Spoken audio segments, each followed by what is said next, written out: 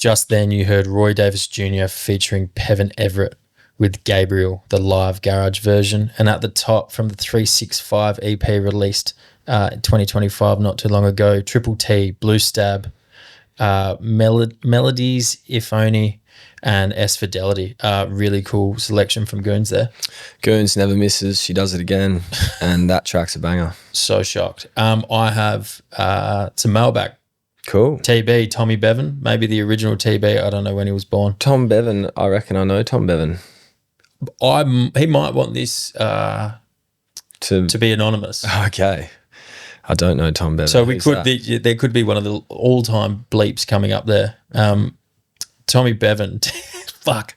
Anonymous writes, "Good day, boys. Loving the show so far. Been sending it around to mates and getting them on board. Music has played a huge part in big moments and memories in my life too. Hearing your connection through music has been one big goosebump session for me, so cheers. Chris Maston's episode is my favourite so far. The passion and love you guys have for each other and for life in general is infectious. Here's 10 tracks that evoke meaning and uncover different emotions for me. None of them are hidden gems necessarily, but they're all pivotal memory shapers for me. He's got some awesome ones in there like Cleo Soul, Don't Let It Go to Your Head, LCD Sound System, All My Friends, another big one. Tune. He then writes, I certainly don't expect a reply. It was a cathartic exercise to compile the 10 tracks regardless and to play them for my partner and share how every song makes me feel, and it was an amazing experience. Keep it up, lads. I truly hope the show takes off and more people get to enjoy the goodness it's bringing." Wow. Thank you, Tommy Bevan. That's such a special email. That's a special email, and man, I'm so glad that you feel that way and that we can play that role in a little bit of your life, because that's what music means to us. It's such a big part.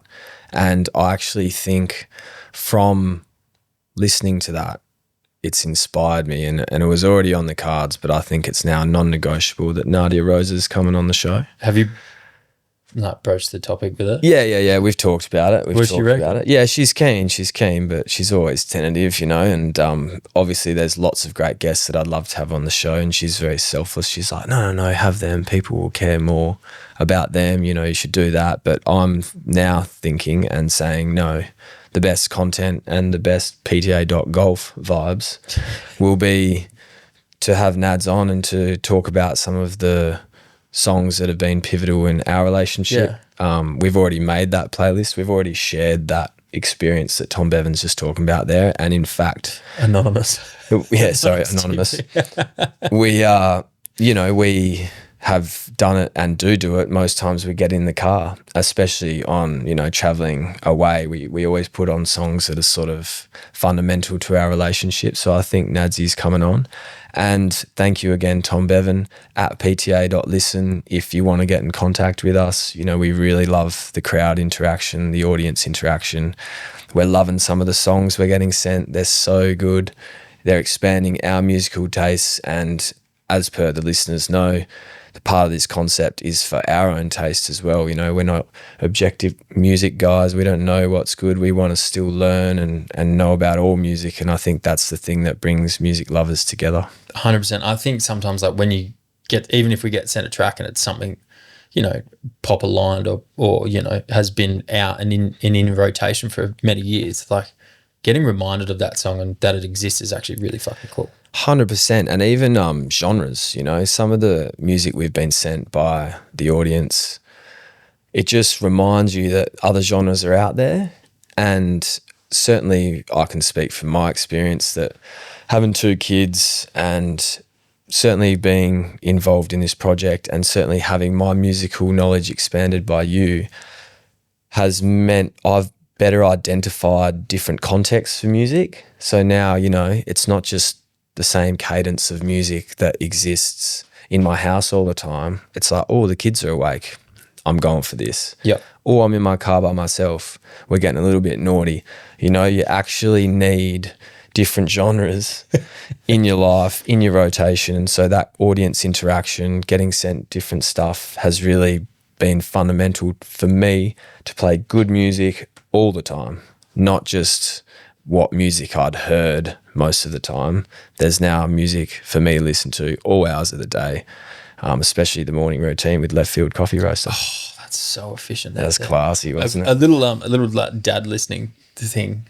I guess only parents who really lean into the or really get this one. I was on the golf course with a few of my mates last Friday, and he had this epic playlist rolling through, and I think it was just on shuffle of liked songs or like a playlist, and then some house music, a lot of like 90s boom bap, hip hop.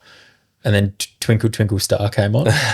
And Twinkle Twinkle Little Star, and we fucking lost it, man. And then we were just like, oh no, this is actually quite relaxing. And a couple of boys pulled out the 4-iron and stinged a couple of stingers. Man, it was pretty funny. It won't be far until, I think those songs will start penetrating our Spotify top 100. Oh, mine was Baby like Shark's starting to come in for me. full Wiggles for a while there. It was like Turnstile and Wiggles. S does love Turnstile. That's all she does, man.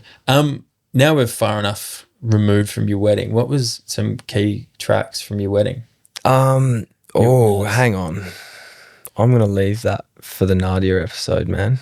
I really am. I think that'll form a large part of it, and even just bringing people into that discussion of how we went about it, because there's so many good tunes. Like, I'll give you a little slip. Can't Get Enough of Your Love, Babe, Barry White. That was in there. Yeah. And did you spin it around? Nah, so that wasn't our first dance song. That was just involved in, part of the ceremony. Yeah. And you have to pick 5 or 6 songs, so or maybe even 7 or 8. So it's actually quite a hard thing to do, but man, I'll actually leave that. I'm sorry to do that to you. You probably had that question loaded, all your homework and stuff. Yeah, I had that like writing on the plane over, like writing episode 1. It's like, ask Tom about wedding. That's okay. We'll be derailed again. Well, man, I reckon we go to a couple of I know the exact sort of headline for the tracks. Like I've got a couple tracks that I'd like to play right for now. you. Yeah, you won't get a look in on this one. I'm sorry. From you to me. Well, they're really relevant to what we're just talking about. The first one is a song that's been sent to me by one of our listeners. Oh, okay, so yeah, you're doing some fan. Yeah, I'm doing a fan. Some listener, not fan. That's so. Yes, yeah, sorry, dude. This guy's not a fan. He's actually a boy that's a mate of mine from the old time as well. I'm pretty sure he's from Margaret River, and he's a sicko. But he sent me an album.